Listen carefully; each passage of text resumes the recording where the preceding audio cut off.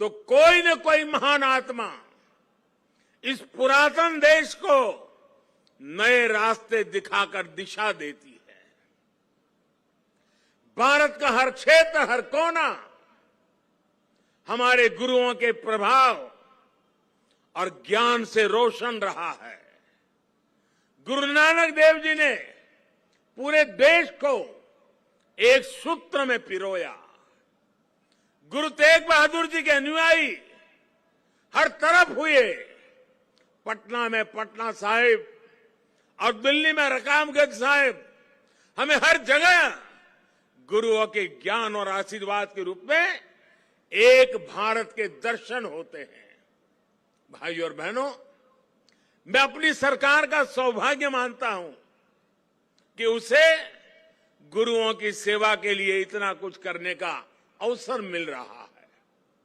पिछले वर्ष ही हमारी सरकार ने साहिबजादों के महान बलिदान की स्मृति में 26 दिसंबर को वीर बाल दिवस मनाने का निर्णय किया है।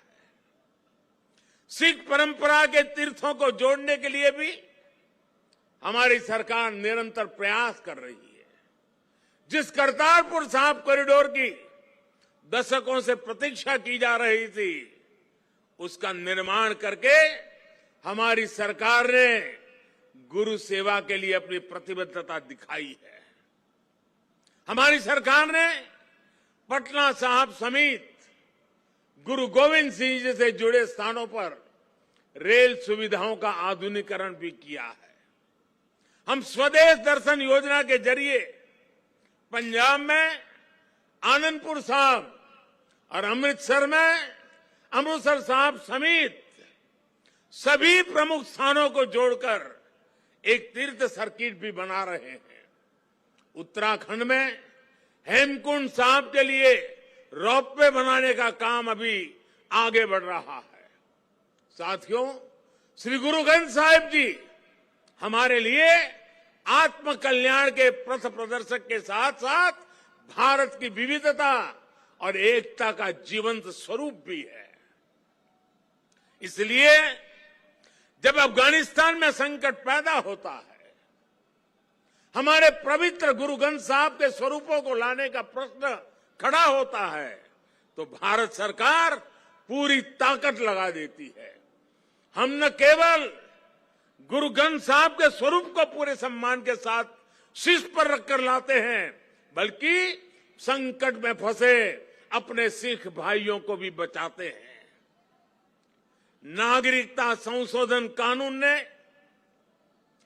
पड़ोसी देशों से आए सिख और अल्पसंख्यक परिवारों को देश की नागरिकता मिलने का रास्ता साफ किया है। ये सब इसलिए संभव हुआ है क्योंकि हमारे गुरुओं ने हमें मानवता को सर्वोपरि रखने की सीख दी है।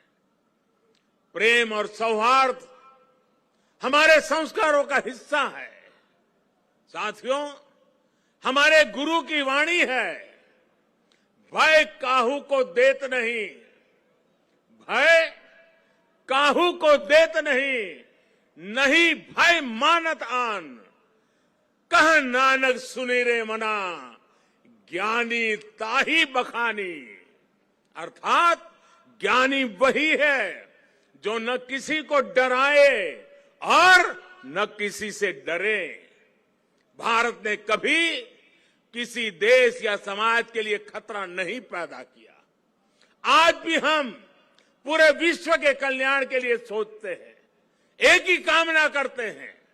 हम आत्मनिर्भर भारत की बात करते हैं तो उसमें पूरे विश्व की प्रगति लक्ष्य का सामने रख करके हम करते हैं।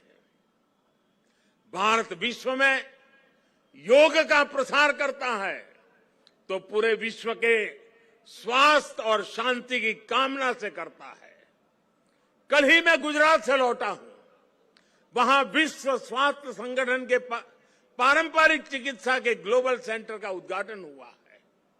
अब भारत विश्व के कोने कोने तक पारंपरिक चिकित्सा का लाभ पहुंचाएगा, लोगों के स्वास्थ्य को सुधारने में अहम भूमिका निभाएगा।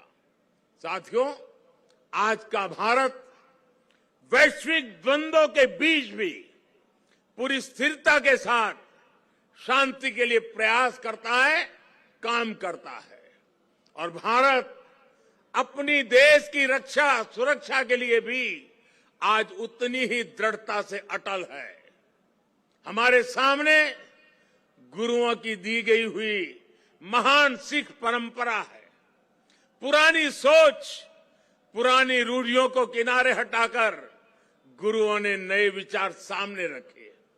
उनके शिष्यों ने उन्हें अपनाया, उन्हें सीखा। नई सोच का ये सामाजिक अभियान एक वैचारिक इनोवेशन था। इसलिए नई सोच, सतत परिश्रम और 100% समर्पण ये आज भी हमारे सिख समाज की पहचान है। आजादी के अमृत महोत्सव में आज देश का भी यही संकल्प है।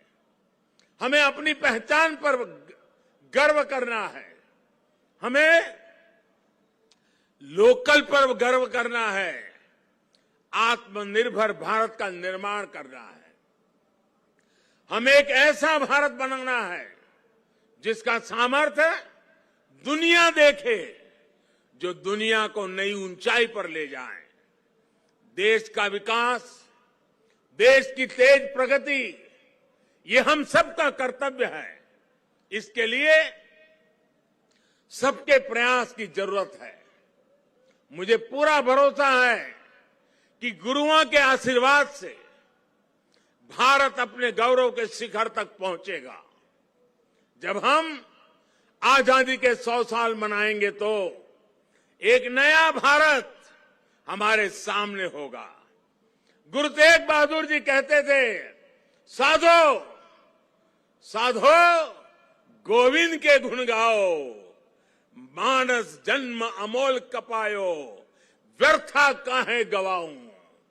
इसी भावना के साथ हमें अपने जीवन का प्रत्येक क्षण देश के लिए लगाना है, देश के लिए समर्पित कर देना है। हम सभी मिलकर देश को विकास की नई ऊंचाई पर ले जाएंगे। इसी विश्वास के साथ आप सभी को एक बार फिर हार्दिक शुभकामनाएं देता हूं। वाहेगुरु जी का खालसा, फतेह।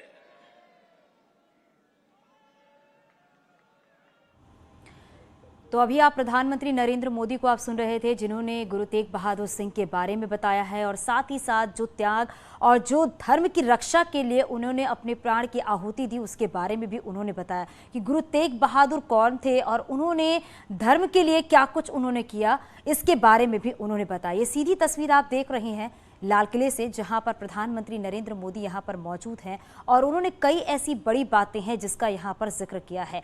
आज गुरु तेग बहादुर के 400वें प्रकाश पर्व को मनाया जा रहा है, जहां सीधी तस्वीर आप देख रहे हैं, नए भारत का निर्माण करना है, भारत का सामर्थ्य दुनिया देखेगी। ये वो बातें जो प्रधानमंत्री नरेंद्र मोदी ने कही है। भारत दुनिया की ऊंचाई की बातें यहां पर की गई हैं। आजादी के 100वें साल में भारत शिखर पर होगा, नए भारत का निर्माण करना है, यानी नए भारत का जिक्र यहां पर किया गया है। और जिस तरीके से गुरु तेग बहादुर सिंह ने धर्म के लिए, देश के लिए जिस तरीके से अपने प्राण की आहुति दी, उन बातों को यहाँ पर याद किया गया, उन बातों का यहाँ पर जिक्र किया गया।